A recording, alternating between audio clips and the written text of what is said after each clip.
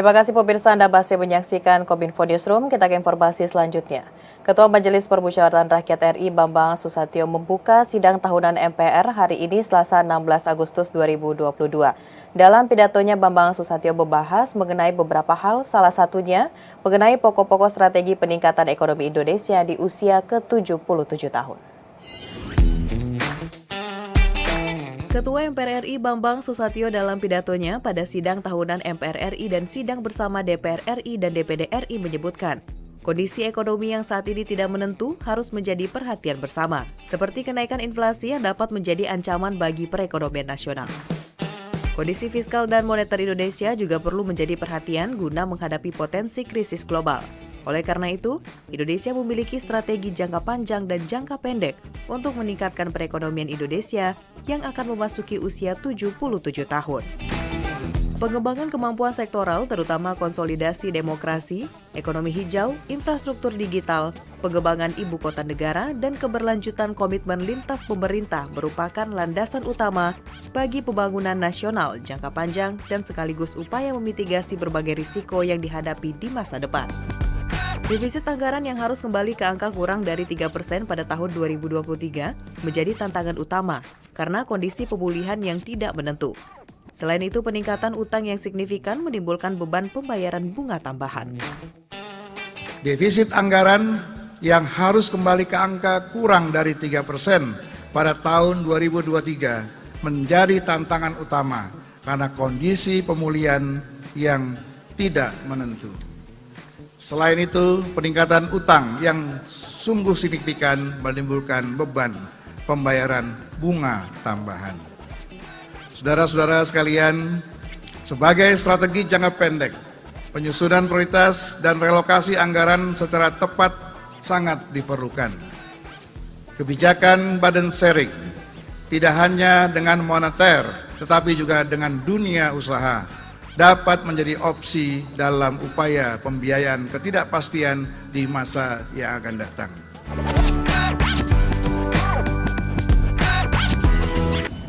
Ketua DPR RI Puan Maharani menyuruhkan sinergi seluruh elemen membangun kekuatan nasional untuk menghadapi beragam tantangan dunia, seperti kerentanan pangan, masalah energi, pengangguran, dan moneter.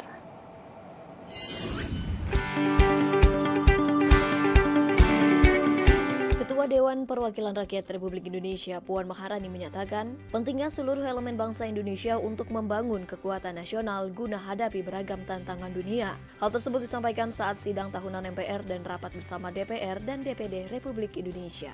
Seperti diketahui, dunia saat ini masih menghadapi krisis akibat dampak pandemi COVID-19 serta ketidakpastian situasi akibat konflik geopolitik. Ekonomi global pun juga berdampak akibat kerentanan pangan, energi, pengangguran, tekanan moneter global, degradasi lingkungan hidup, serta ancaman bencana alam. Menurut Puan, dalam membangun kekuatan nasional dapat dibangun dengan memunculkan kesadaran, kemauan, serta komitmen bersama dari seluruh elemen bangsa yang bersumber dari rasa cinta tanah air dan cinta pada bangsa Indonesia sebagai bangsa yang berpancasila dan berbineka tunggal ika. Lebih lanjut, Puan menyampaikan pentingnya bagi bangsa Indonesia untuk berpegang teguh pada jati diri di tengah era globalisasi dan kemajuan teknologi dan industri yang semakin cepat dan dinamis. Oleh karena itu, sangat penting bagi kita semua, seluruh pemangku kepentingan, seluruh anak bangsa, untuk membangun kekuatan nasional kita yang dimulai dari kesadaran, kemauan, dan komitmen untuk ikut ambil bagian dalam kerja bersama, gotong royong, memajukan Indonesia di segala bidang. Pemirsa, dalam peringatan HUT kemerdekaan ke-77 Republik Indonesia, sejumlah acara telah disiapkan oleh Istana Negara. Kepala Biro Administrasi Kesehatan Presiden Sony Kartiko menyebutkan, di tahun ini naskah asli proklamasi kembali disandingkan dengan bendera pusaka dalam upacara peringatan detik-detik kemerdekaan RI di Istana Merdeka. Selain itu, kesenian tari tradisional dari daerah Jawa Timur juga akan menjadi pembuka sebelum upacara peringatan detik-detik proklamasi. Berbagai persiapan telah dilakukan oleh pemerintah guna menyukseskan kegiatan upacara peringatan HUT kemerdekaan ke-77 Republik Indonesia di Istana Merdeka esok hari. Pada hari ini, Panitia HUT Kemerdekaan telah melakukan serah terima naskah asli teks proklamasi tulisan tangan Insinyur Soekarno di Gedung Arsip Nasional Indonesia. Kepala Biro Administrasi Sekretariat Presiden, Sodi Kartiko menyebutkan, ini adalah tahun ketiga Sekretariat Presiden bekerja sama dengan ANRI menghadirkan dan menyandingkan naskah asli proklamasi tersebut dengan bendera pusaka dalam upacara peringatan detik-detik kemerdekaan RI di Istana Merdeka. Untuk sementara, naskah proklamasi akan diletakkan di ruang penyimpanan naskah di Istana Merdeka. Tim dari ANRI pun telah melakukan penilaian terhadap kondisi ruangan, mulai dari suhu ruangan hingga tingkat kelembaban yang harus disesuaikan untuk menjaga kondisi naskah tersebut.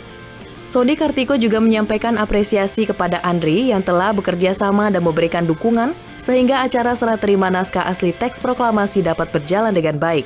Sekretariat Presiden akan mengembalikan naskah asli teks proklamasi kepada ANRI pada tanggal 18 Agustus 2022 mendatang. Sebelum naskah proklamasi yang merupakan bukti sejarah perjuangan bangsa tersebut dan memiliki nilai yang sangat berharga bagi bangsa kita akan dibawa ke Istana Merdeka, tim dari ANRI telah melakukan penilaian terhadap kondisi ruangan, kotak penyimpanan naskah, kemudian suhu ruangan dan kelembaban. Dan alhamdulillah ruangan di Istana Merdeka telah memenuhi syarat untuk digunakan sebagai tempat penyimpanan sementara naskah proklamasi tersebut. Sementara itu, sebanyak 68 paskibraka juga telah dikukuhkan dan sudah siap untuk mengibarkan bendera merah putih pada upacara pengibaran bendera merah putih di Istana Negara pada Rabu 17 Agustus 2022. Berbeda dari 2 tahun terakhir, seluruh anggota paskibraka yang telah dikukuhkan akan diturunkan secara penuh sesuai dengan formasi 17, 18, dan 45. Kirap atau arak-arakan sang saka merah putih dan naskah proklamasi dari Monumen Nasional menuju Istana Merdeka pun akan kembali dilakukan. Tak hanya kirap, kesenian tari tradisional yang telah mendunia dari daerah Jawa Timur, Reog Ponorogo, juga akan dipentaskan sebelum acara peringatan detik-detik proklamasi dilaksanakan. Ratusan penari didatangkan langsung dari Ponorogo akan bermain sebagai tokoh inti dari Reog Ponorogo, yaitu Jatil, Warok, Barongan, Klono Sewandono, dan Bujang Ganong.